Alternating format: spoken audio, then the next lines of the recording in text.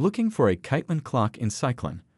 From NCAA and WNBA to women's CYC aligning authenticity is BRA King barriers, he activating fans, and TRI and Sephora mengi landscape.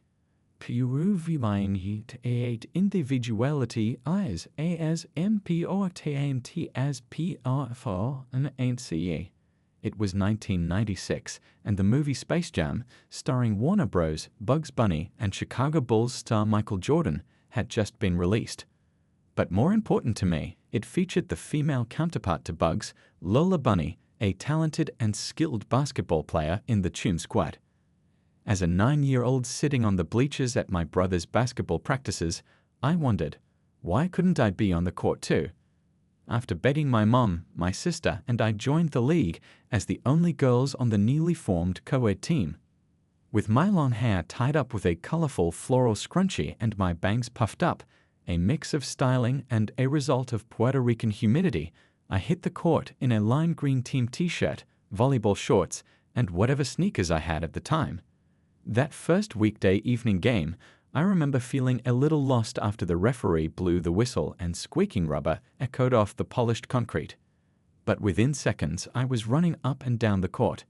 Every time the ball was passed to me, I had to remind myself to dribble as the coaches and parents shouted a chorus of instructions from the sidelines. After receiving one pass, I heard someone shout, "Shoot."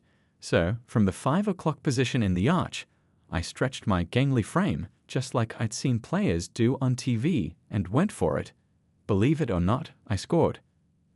I didn't score again the rest of the game, and I didn't stick with basketball either. Dad thought it wasn't feminine enough. Though today, my now enlightened father would cringe at that notion. A year after my brief stint with basketball, the Women's National Basketball Association, WNBA, was born following the rise and popularity of NCAA women's basketball. Players like Cheryl Swoops, Lisa Leslie, and Cynthia Cooper led the charge, carving out a space for women in professional basketball and inspiring young athletes all over the country. But no previous generation of female basketball players gained so much popularity as the one on the courts today. The standout figures of this cohort bear the names of Angel Reese, A'ja Wilson, and Caitlin Clark, among many others, players whose electric energy and unapologetic confidence have made them a force both on and off the court. Reese, often celebrated for her boldness, has embraced her role as a cultural icon. From her viral "You Can't See Me" taunt to her advocacy for player empowerment, she represents a generation unafraid to challenge norms and speak out.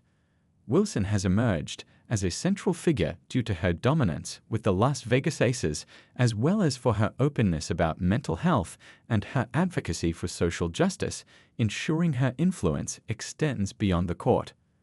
While Clark's personal style is more subdued, she isn't only about the stats.